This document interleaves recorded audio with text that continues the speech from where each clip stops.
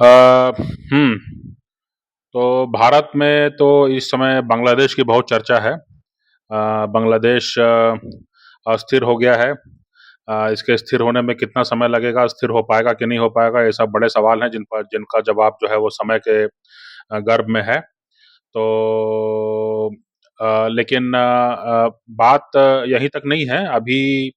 आप देखते होंगे कि टीवी और मीडिया में बांग्लादेश छाया हुआ है। लेकिन ऐसा लगता है कि जल्दी ही जो है पन्ना पलटने वाला है। इसका मतलब ये है कि ये भी अब पश्चिमी मीडिया बहुत तेज़ी से फैला रहा है बात को कि ईरान जो है उसने मन बना लिया है कि वो सीधे जो है वो इज़राइल पर हमला करने में शामिल रहेगा।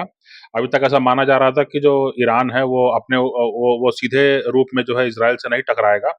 और जो उसके समर्थित लोग हैं लेबनान में, सीरिया में या इसमें यमन में यहाँ पर जो लोग हैं इनको इस्तेमाल करेगा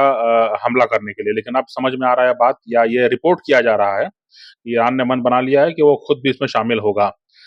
इसके पीछे कारण हो सकता है कि रूस और चीन का कहीं न कहीं आश्वासन मिला होगा कि अगर बात बढ़ेगी तो हम आपके साथ आएँगे या संयुक्त राष्ट्र में मामला उठाएँगे।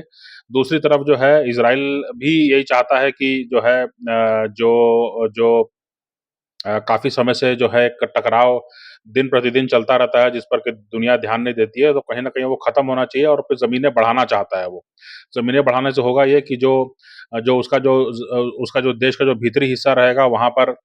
पर पहुँच पाना मुश्किल वहाँ पहुँच पाना जो है वो असंभव होगा। तो तो ये इस तरह की बातें चल रही हैं और दुनिया टकराव की ओर जा रही है।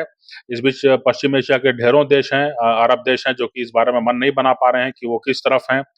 इस तरफ हैं कि उस तरफ हैं और वो ये भी मन नहीं बना पा रहे हैं कि अ इस मुद्दे को सुलझाना है कि उलझाना है कि बने रहने देना है कि क्या करना है और इसलिए वो चुप्पी साधे हुए हैं। दुनिया में बहुत सारे देश चुप्पी साधे हुए हैं, इसमें भारत भी एक है, भारत भी चुप्पी साधे हुए है क्योंकि भारत का इज़राइल और ईरान दोनों से संबंध अच्छे हैं, दोनों जगह व्यापारिक संबंध हैं, दोनों जगह जो है भविष्य को लेके योजनाएँ हैं। तो इसलिए जो है मामला देखने लायक होगा कि इसमें क्या होने वाला है। फिर ये बात आती है कि अगर ईरान अस्थिर होता है तो फिर पाकिस्तान पर उसका असर पड़ेगा क्योंकि पाकिस्तान पहले ही काफ़ी जो है वो तो इसलिए जो है ईरान पर अगर ईरान और इज़राइल के बीच टकराव बढ़ता है, तो दुनिया में तेल के जो दाम हैं वो ऊपर जाएँगे और ये मान के चलिए कि दुनिया के बहुत सारे देश जो काफ़ी संघर्ष कर रहे हैं, कोरोना के बाद से सँभल नहीं पाए हैं उनके लिए बहुत ज़्यादा परेशानी खड़ी हो जाएगी अगर तेल का दाम बढ़ता है तो। भारत के लिए चिंता की बात उतनी नहीं होनी चाहिए क्योंकि भारत जो है वो पहले ही काफ़ी जो है वो जो तेल है वो रूस से मंगा रहा है, उसके अलावा जो यहाँ-वहाँ से तेल मंगाता भी है। अभी अभी जो जानकारी मिल रही है वो ये कि वेनेज़ुएला से भी जो है भारत की एक कंपनी ने जो है वो तेल खरीदना शुरू कर दिया है या शुरू करने वाले हैं और इसके लिए जो है जो वेनेज़ुएला का तेल खरीदने में पाबंदी लगी हुई थी, अमेरिकी पाबंदी थी।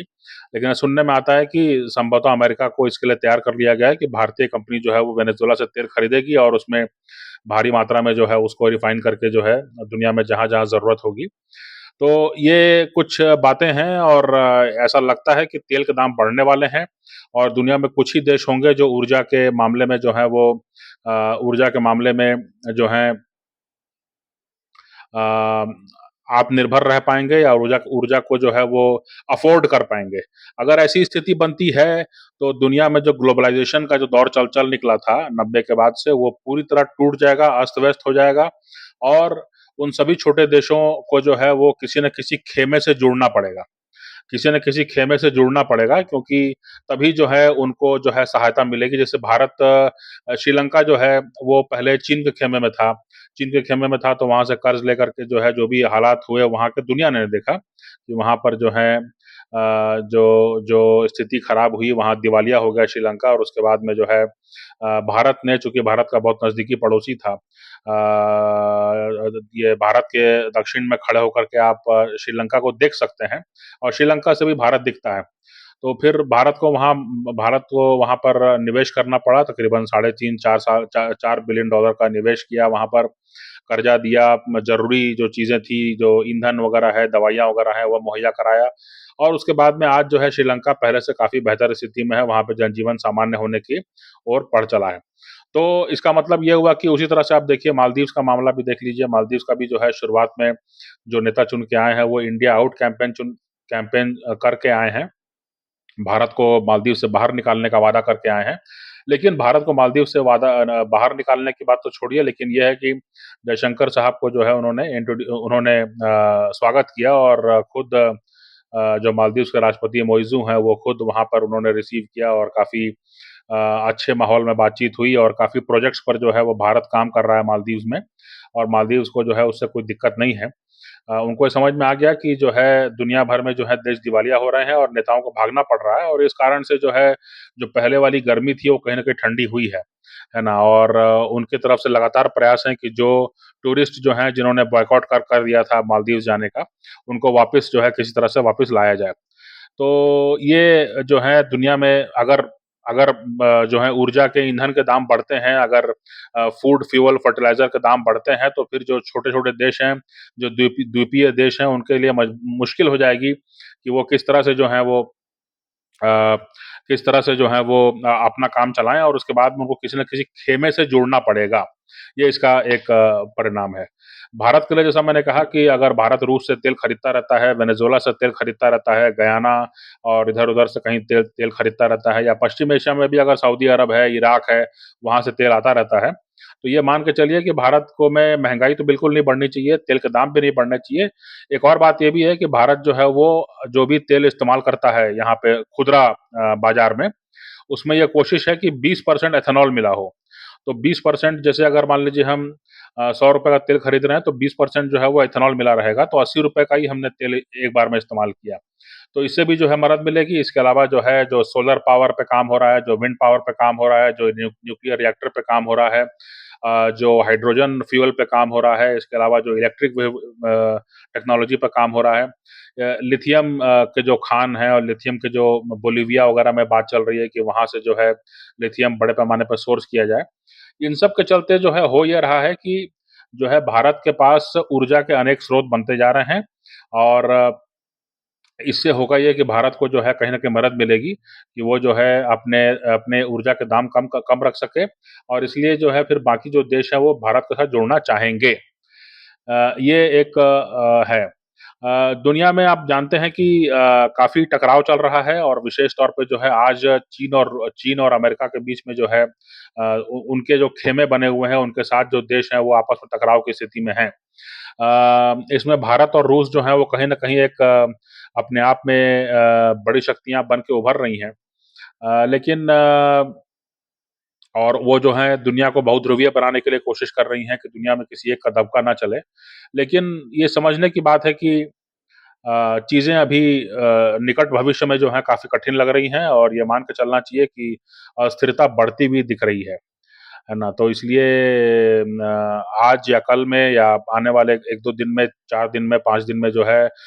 ये उम्मीद की जा रही है कि ईरान की ओर से जो है जो जवाबी कार्रवाई जो इज़राइल की ओर करना था। अगर आप नहीं जानते होंगे कि ईरान को क्यों जवाबी कार्रवाई करनी है तो आपको बताना चाहेंगे कि जो हमास के जो राजनीतिक प्रमुख थे इस्माइल हानिये, वो ईरान पहुँचे हुए थे, तेहरान पहुँचे हुए थे, वहाँ के राष्ट्रपति के पद ग्रहण समारोह में और तेहरान में ही जो है उनको निशाना बनाया गया और वो उनका खात्मा हुआ। ये बहुत बड़ा एक झटका है